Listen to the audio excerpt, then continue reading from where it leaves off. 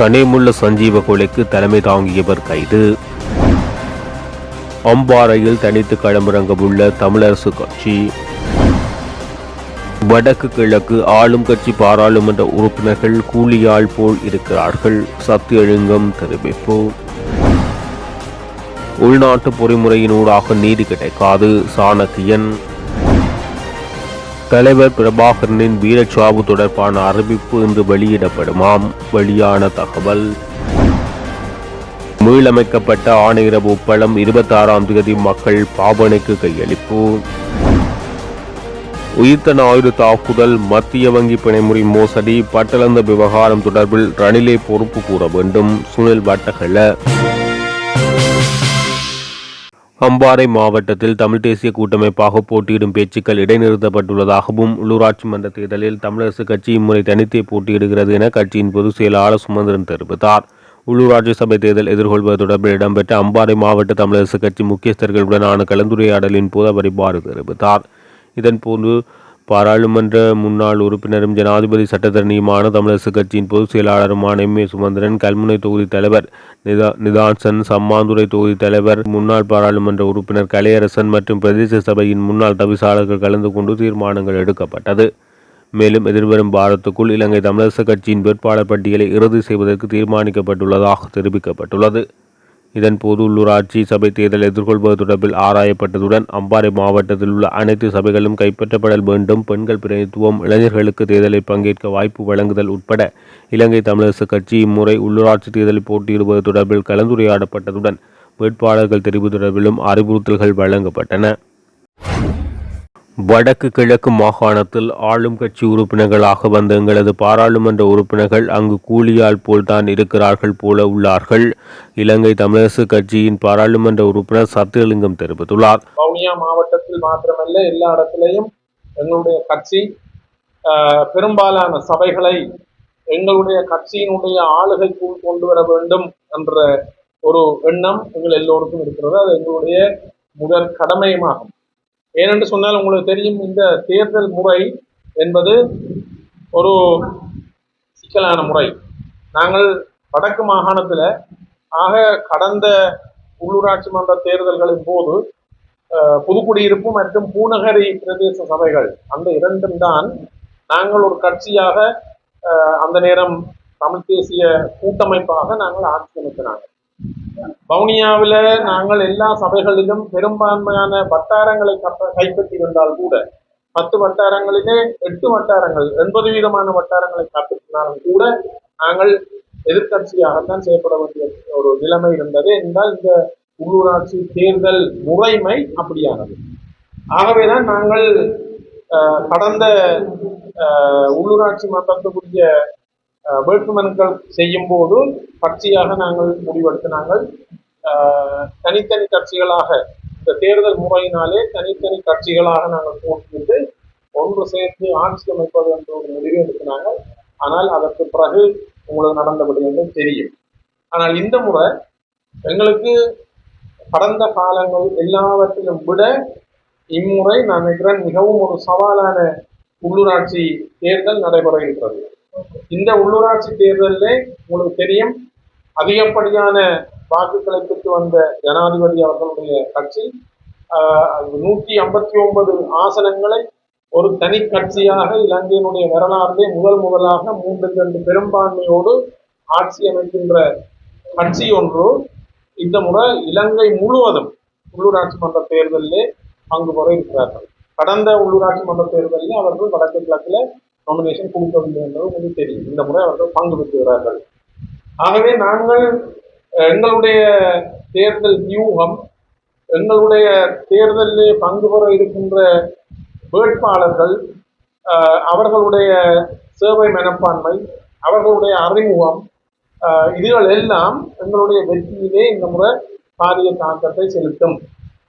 உள்ளூராட்சி மன்றங்களை பொறுத்தவரையிலே நாங்கள் அரசியல் ரீதியாக கொள்கை ரீதியாக எங்களுடைய நிலைப்பாட்டை நாங்கள் எவ்வாறு தான் சொல்லிக் கொண்டாலும் கூட ஒவ்வொரு வட்டாரத்திலும் போட்டியிடுகின்ற அந்த வேட்பாளருடைய செயல்பாட்டு தான் எங்களுடைய கட்சியினுடைய வெற்றியை தீர்மானிக்க போகிறது. அந்த அடிப்படையில தான் நாங்கள் எங்களுடைய வியூகங்களை வளர்க்க வேண்டிய தேவை இருக்கிறது. இன்று நாங்கள் முக்கியமான முடிவுகள் எடுத்திருக்கோம். எங்களுடைய தலைவரும் பொதுச் செயலாளர் அவர்களும் இன்றைய கட்சியினுடைய முடிவை இங்கு அறிவிப்பார்கள். ஆகவே நான் நீண்ட நேரம் எடுக்காமல் இந்த முறை நாங்கள் எங்களுடைய உள்ளூராட்சி மன்றங்களை பொறுத்தவரையிலே, வவுனியாவை பொறுத்தவரையிலே மிகவும் சவாலுக்கு உட்படுத்தப்பட்ட ஒரு மாவட்டம். இன்று வரை எங்களுடைய மாவட்டத்திலே பல பிரச்சனைகள், எங்களுடைய இனப்பெரம்பலை மாற்றக்கூடிய வகையிலே குடியேற்றங்கள் நடைபெறுகிறது. எங்களுடைய மக்களுடைய காணிகள் அபகரிக்கப்படுகிறது. ஒவ்வொரு அரச திணைக்களங்கள் எங்களுடைய காணிகளை கையகப்படுத்துகின்றன. எங்களுடைய இடம்பெயர்ந்த மக்கள் மீள குடியேறாத முடியாத ஒரு சூழல் இருக்கிறது. இவ்வாறு பல விடயங்கள் நடைபெற்றுக் கொண்டிருக்கிறது. இது வன்னி தேர்தல் மாவட்டத்தில் 3 மாவட்டங்களை பார்த்தீங்கன்னா தொகுதியில முல்லைத்தீவு மாவட்டமும் வவுனியா மாவட்டமும் ஒரு பலத்த அச்சுறுத்தலுக்கு மத்தியில், எங்களுடைய இணைப்பை காப்பாற்ற வேண்டிய ஒரு அச்சுறுத்தலுக்கு மத்தியில் நாங்கள் வாழ்ந்து கொண்டிருக்கிறோம். அந்த வகையில கௌரவ ரவிகரன் பாராளுமன்ற உறுப்பினர் அவர்கள், அதே போல நாங்கள் 2 பேரும் நாங்கள் எங்கெங்கெல்லாம் முடியுமோ பாராளுமன்றத்திலும் வெளியிலும் எங்களுடைய பிரதேச பிரச்சனைகளை நாங்கள் பாராளுமன்றத்திலே குரல்களாக அல்லது கொண்டு வருவதன் ஊடாக பாராளுமன்றத்தில் பேசுவது மாத்திரமல்ல, பாராளுமன்றத்திலே நடைபெறுகின்ற அமைச்சு மட்ட கூட்டங்களாக இருக்கட்டும், அனைத்து கூட்டங்களிலையும் தவறாமல் நாங்கள் இருவரும் அங்கு வருகிறோம். எங்களுடைய பிரச்சனைகளை நாங்கள் அங்கு சொல்லியிருக்கிறோம். அவர்களோடு நல்ல ஒரு உறவை அமைச்சர்களோடு நாங்கள் எங்களுடைய மக்கள் சார்ந்த பிரச்சனைகளை தீர்ப்பதற்காக நாங்கள் கண்டுபிடிக்கவில்லை. அவர்கள் விடும் தவறுகளை நேரடியாக அவர்களுக்கு சொல்லுகின்றோம். எங்களுடைய மக்களுடைய தேவைகளை அவர்கள் சொல்லுகிறோம். பல வாக்குறுதிகள் தந்திருக்கிறார்கள், ஒரு சில நிறைவேற்றப்பட்டிருக்கிறது ஏற்கனவே. ஆகவே நாங்கள் எங்களால் முடிந்தவரை நாங்கள் செயற்பட்டு கொண்டிருக்கிறோம். ஆனால் உங்களுக்கு தெரியும், வடக்கு கிழக்கு மாகாணத்திலே இருந்து இந்த ஆளுங்கட்சி உறுப்பினர்களாக வந்த எங்களுடைய பாராளுமன்ற உறுப்பினர்கள் தங்களுடைய தேவைகளை கூட எங்களுக்கு கூட நிறைவேற்ற வேண்டிய கட்டத்திலே இருக்கிறார்கள். அது ஒரு மிகவும் பரிதாபமான ஒரு விஷயம். ஆளுங்கட்சியில் இருக்கின்ற அவர்களுக்கான குரல் அங்கு ஒலிப்பதற்கு அவர்களுக்கு இடமில்லை. அவர்கள் ஒரு என்ன சொல்றது, லேபர்ஸ் மாதிரி தான், அப்பேட்சா தான், அவைகள் அங்கே பொம்மைகளாகத்தான் எங்களுடைய வடகிழக்கு தமிழ் பாராளுமன்ற உறுப்பினர்கள் இருக்கிறார்கள் என்பது யதார்த்தம், உண்மை. அண்மையில் ஒரு நிறுவனம் வெளியிட்ட தரப்பட்டியலின்படி பார்த்தீங்கள் என்று சொன்னால், வடக்கு கிழக்கிலே இருந்து தெரிவு செய்யப்பட்ட தமிழ் பாராளுமன்ற உறுப்பினர்கள் செயற்பாட்டு ரீதியாக பார்க்கும்போது 225 பாராளுமன்ற உறுப்பினர்களே கீழே இருக்கிறதாக அந்த பட்டியல் சொல்லுகிறது. அதில் எவ்வளவு உண்மை என்னன்னு தெரியவில்லை. ஆனால் அதை ஒரு பக்கம் வைத்திருந்தாலும் கூட எங்களுக்கு முன்னுக்கு இருக்கிற சவால் என்பது மிகவும் முக்கியமானது. அதை நாங்கள் எதிர்கொள்ள வேண்டும். நாங்கள் எங்களுடைய செயலாளர், பொதுச் செயலாளர் யாழ்ப்பாணத்தில் நடந்த ஒரு பத்திரிகையாளர் மாநாட்டை சொல்லியிருக்கார். சரி, அனுர கண்டிங்கள், ஊர் எங்களுக்கு, அனுரக்கு நாடு போனாலும் ஊர் எங்களுடையது, அது எங்களுக்காக இருக்க வேணும். அதுதான் எங்களுடைய கருத்து. ஆகவே அதை நாங்கள் மனதிலே வைத்துக்கொண்டு இந்த உள்ளூராட்சி மன்ற தேர்தலிலே எங்களுடைய மாவட்டம் வவுனியா, முல்லைத்தீவு, மன்னார் மாவட்டங்கள் நிறைய சவால்கள், அரசியலுக்கு அப்பால் நாங்கள் பல வேலை திட்டங்களை செய்ய வேண்டிய தேவை இருக்கிறது. அதற்கு உங்கள் எல்லோருடைய ஒத்துழைப்பு மிகவும் அவசியமானது. அந்த வகையில இந்த நிகழ்விலே உங்களுடைய தலைவர், செயலாளர் உட்பட கலந்து கொண்டிருக்கின்ற நாங்கள் அனைவரும் எங்களுடைய மாவட்டங்களிலே இந்த முறை நாங்கள் உள்ளூராட்சி தேர்தலிலே அமோக வெற்றியை பெற வேண்டும் என்ற உறுதியோடு நாங்கள் இந்த நிகழ்வை ஜனாதிபதியாக எவர் வந்தாலும் இலங்கை அரசை பாதுகாப்பதில், இலங்கை அரசின் பாதுகாப்பு படையை பாதுகாப்பதில் அவர்களுடைய பொறுப்பாக, அவர்களுடைய கடமையாக அவர்கள் எடுக்கிறார்கள் என இலங்கை தமிழரசு கட்சியின் மட்டக்களப்பு மாவட்ட பாராளுமன்ற உறுப்பினர் சாணக்கியன் தெரிவித்துள்ளார். மட்டக்களப்பு களுவாஞ்சிக்குடியில் உள்ள அவரது அலுவலகத்தில் இலங்கை தமிழரசு கட்சியின் பட்டிருப்பு தொகுதி வட்டார கிளை உறுப்பினர்களுடனான சந்திப்பு நேற்று மாலை இடம்பெற்றது. இந்த சந்திப்பின் போது அவர் இதனை தெரிவித்துள்ளார். எதிர்வரும் உள்ளூராட்சி தேர்தலில் போட்டியிடுவது தொடர்பில் வட்டார கிளை கூட்டங்களை நடாத்துவது தொடர்பில் கலந்துரையாடப்பட்டது. இலங்கை தமிழரசு கட்சியின் மட்டக்களப்பு மாவட்டத்தின் அனைத்து பிரதேசங்களில் அந்தந்த வட்டாரங்களில் வேட்பாளர்கள் தெரிவுகள் தொடர்பாக கூட்டங்கள் நடாத்துவதற்கான ஒழுங்குகள் செய்யப்பட்டது. இருப்பினும் இருப்பது 2 வாரங்கள் மாத்திரம். அந்த வகையில் மண்முனை, தென்னெருவில் பற்றி மற்றும் பேராதீவு பற்றிக்கான கூட்டங்கள் இன்று என்னுடைய அலுவலகத்தில் இடம்பெற்றதாக அவர் குறிப்பிட்டார். நாங்கள் கடந்த காலத்தில் வழங்கிய வேட்பாளர்கள் உங்களுக்கு தெரியும். தேர்தல் சட்டங்களில் மாற்றங்கள் கொண்டுவரப்படுகின்றன. 25% மாணவர்கள் 35 வயதுக்கு குறைந்தவர்கள் இருக்க வேண்டும் என்ற புதிய சட்டம் இருக்கின்ற காரணத்தால் கடந்த தேர்தலுக்கான வேட்புமனு கொடுத்த விண்ணப்பங்களை மீளாய்வு செய்ய வேண்டிய தேவை காணப்படுகிறது. சில வேட்பாளர்கள் வெளிநாடு சென்றிருக்கிறார்கள், சிலர் கேட்க மறுக்கிறார்கள் என அவர் சுட்டிக்காட்டியுள்ளார். எதிர்வரும் உள்ளூராட்சி மன்ற தேர்தலில் தமிழரசு கட்சி நண்பர்கள் கொழும்பில் போட்டியிடுவது தொடர்பில் நமக்கு எந்த பிரச்சனையும் ஏற்பட போவதில்லை என பாராளுமன்ற உறுப்பினர் மனோ கணேசன் தெரிவித்துள்ளார். தமிழரசு கட்சி எதிர்வரும் உள்ளூராட்சி மன்ற தேர்தலில் கொழும்பில் போட்டியிடுவது தொடர்பில் பேச்சுக்கள் இடம்பெற்று வரும் நிலையில் கொழும்பில் தமிழரசு கட்சி போட்டியிட்டால் உங்களுடைய கட்சியின் வாக்கு வங்கி தாக்கத்தை செலுத்துமான கேள்வி எழுப்பிய போது அவர் இவ்வாறு தெரிவித்தார். தமிழரசு கட்சியை கொழும்பில் போட்டியிடுவது தொடர்பில் நமக்கு எந்த பிரச்சனையும் இல்லை. இலங்கையில் கட்சிகள் என்ற வகையில் எங்கு வேண்டுமானாலும் தேர்தலில் போட்டியிடலாம், போட்டியிடாமல் தவிர்த்து கொள்ளலாம். அந்த வகையில் தமிழரசு கட்சி கொழும்பில் போட்டியிடுவது அவர்களின் ஜனநாயக உரிமை. அவர்கள் எங்களுடைய நண்பர்கள், அவர்களை நான் வரவேற்கிறேன் என தெரிவித்துள்ளார்.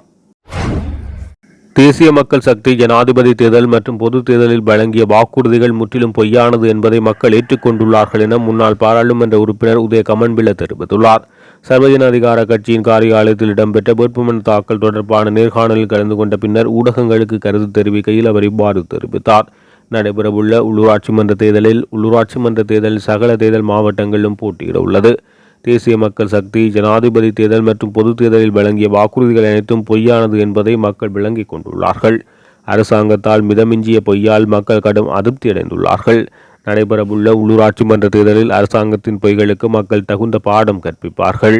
ஜனாதிபதி அனுரகுமார திசாநாயக்கவுக்கு பொருளாதார கொள்கை என்பதொன்று கிடையாது. ஜனாதிபதி தேர்தலில் முன்னாள் ஜனாதிபதி ரணில் விக்ரமசிங்கவின் பொருளாதார கொள்கை ஜனாதிபதி அனுரகுமார திசாநாயக்க கடுமையாக விமர்சித்தார். ஆட்சிக்கு வந்தவுடன் சர்வதேச நாணய நிதியத்திலிருந்து வெளியேறுவதாக குறிப்பிட்டார். ஆனால் தற்போது ரணில் விக்ரமசிங்கவின் பொருளாதார கொள்கைகள் எவ்வித மாற்றமும் இல்லாமல் நடைமுறைப்படுத்துகிறார். நாணய நிதியத்தை தஞ்சமடைந்து புகழ் பாடுகிறார். தேசிய மக்கள் சக்தியின் பொருளாதார கொள்கை எவ்வாறானது என்பது கேள்விக்குள்ளாக்கப்பட்டுள்ளது. நாட்டை எவ்வாறு நிர்வகிப்பது என்பது தெரியாமல் அரசாங்கம் தடுமாறுகிறது. உள்ளூராட்சி மன்ற தேர்தலூடாக அது பலத்தை மீண்டும் உறுதிப்படுத்துவோம். அரசாங்கம் மக்களுக்கு பல பொய்யான வாக்குறுதிகளை வழங்கியுள்ளதாக சுட்டிக்காட்டியுள்ளார். தலைவர் பிரபாகரன் அவர்களின் வீரச்சாவு அறிவிப்பு இன்று உத்தியோகபூர்வமாக வெளியாக உள்ளதாக தெரிய வந்துள்ளது. சுவிட்சர்லாந்தில் கடந்த 2024 ஆண்டு அக்டோபர் மாதம் 12ஆம் நாள் தலைவரின் வழி நின்று களமாடிய போராளிகள், தேசிய செயற்பாட்டாளர்கள் மற்றும் மக்கள் ஆகியோர் கலந்து கொண்டிருந்த ஒன்றுகூடலில் இந்த தகவல் உறுதிப்படுத்தப்பட்டதாக தெரிவிக்கப்படுகிறது. இதன்படி தலைவரின் வீரச்சாவினை உறுதிப்படுத்தி வெளியிடப்படவுள்ள தமிழீழ மாவீரர் பணிமனையின் அறிவிப்பு இன்று வெளியாக உள்ளது. இதேவேளை குறித்த அறிவிப்பு தலைவர் அவர்களின் வீரச்சாவினை உறுதிப்படுத்தும் அறிவிப்பானது காணொலி பதிவாகவும் அறிக்கை வடிவிலும் ஊடகங்களுக்கு அனுப்பி வைக்கப்படும் என தெரிவிக்கப்படுகிறது. நவீன உபகரணங்கள் மற்றும் வசதிகளுடன் மீளமைக்கப்பட்ட ஆணையர பூப்பழம் இம்மாதம் 26ஆம் தேதி மக்கள் பாவனைக்கு வழங்குவதற்கு தீர்மானிக்கப்பட்டுள்ளது. குறைபாடுகளுடன் செயற்பட்ட அரசாங்கத்தின் தொழிற்சாலைகளில் உப்பு உற்பத்தியின் போது ஐடின் சேர்க்கும் தொழில்நுட்பம் மற்றும் வசதிகளுடனான நவீனமயப்படுத்தப்பட்ட இந்த ஆணையரவு தொழிற்சாலையூடாக 26ஆம் தேதியிலிருந்து நுகர்வுக்காக உப்பு சந்தைக்கு அனுப்பப்படும். உயிர்த்த தின தாக்குதல், மத்திய வங்கி பிணைமுறை மோசடி மற்றும் பட்டளந்த விவகாரம் தொடர்பில் அரசாங்கம் கவனம் செலுத்தியுள்ளது. இந்த 3 குற்றங்களுக்கும் ரணில் விக்ரமசிங்கவே பொறுப்பு கூற வேண்டும். ரணில் இதுவரை காலமும் அரசியலுக்குள் ஒளிந்து கொண்டிருந்தார். இனி அவர் எங்கு ஒளிந்தாலும் தேசிய மக்கள் சக்தி அரசாங்கம் சட்டத்தை நடைமுறைப்படுத்தும் என பொதுமக்கள் பாதுகாப்பு மற்றும் பாராளுமன்ற அலுவல்கள் தொடர்பான பிரதி அமைச்சர் சட்டத்திரணி சுனில் வட்டகல தெரிவித்துள்ளார். அத்துடன் தேசப்பந்து தென்னக்கோட் நீதிமன்ற உத்தரவுக்கு மதிப்பளிக்காமல் தொடர்ந்தும் செயற்படுவாராயின் அவரது சொத்துக்களை அரசுடைமையாக்குவதற்கு அரசாங்கம் நடவடிக்கை எடுக்கும் என பிரதியமைச்சர் இதன்போது தெரிவித்துள்ளார். கொழும்பில் நேற்று அவர் உரையாற்றும் போது அவர் இதனை தெரிவித்துள்ளார். மகளிர் மற்றும் சிறுவர் விவகார அமைச்சும் யாழ் மாவட்ட செயலகம் இணைந்து நடாத்தும் 2025ஆம் ஆண்டின் சர்வதேச மகளிர் தின நிகழ்வுகள் யாழ் மாவட்ட செயலக கேட்போர் கூடத்தில் நேற்று பிற்பகல் 2:30 மணிக்கு இடம்பெற்றது. நிலையான எதிர்காலத்தை உருவாக்க அவள் வலுவான வழிகாட்டியாக இருப்பாள் எனும் துணைப்பொருளில் யாழ்ப்பாணம் மாவட்ட செயலாளர் மருதலிங்கம் பிரதீபன் தலைமையில் நடாத்தப்பட்ட இந்த நிகழ்வில் பிரதம விருந்தினராக மகளிர் விவகார அமைச்சர் சரோயா சாவித்ரி போல்ராஜ் கலந்து சிறப்பித்தார். சிறப்பு விருந்தினர்களாக கடத்தொழில் அமைச்சர் சந்திரசேகரன், வடக்கு மாகாண மகளிர் விவகார அமைச்சின் செயலாளர் பாகீசன், யாழ் மாவட்ட பாராளுமன்ற உறுப்பினர்களான இளங்குமரன், பவனந்தராஜா ஆகியோருடன் யாழ் மாவட்ட மேலதிக அரசு அதிபர் ஸ்ரீமோகன், மாவட்ட செயலக பதவிநிலை உத்தியோகத்தர்கள், பிரதேச செயலாளர்கள், மாவட்ட மற்றும் பிரதேச செயலக பெண்கள் அபிவிருத்தி உத்தியோகத்தர்கள் உத்தியோகத்தர்கள், உளவளத்துணை உத்தியோகத்தர்கள், மாவட்ட மகளிர் சம்மேளன பிரதிநிதிகள், பெண் முயற்சியாளர்கள் என பலர் கலந்து கொண்டனர்.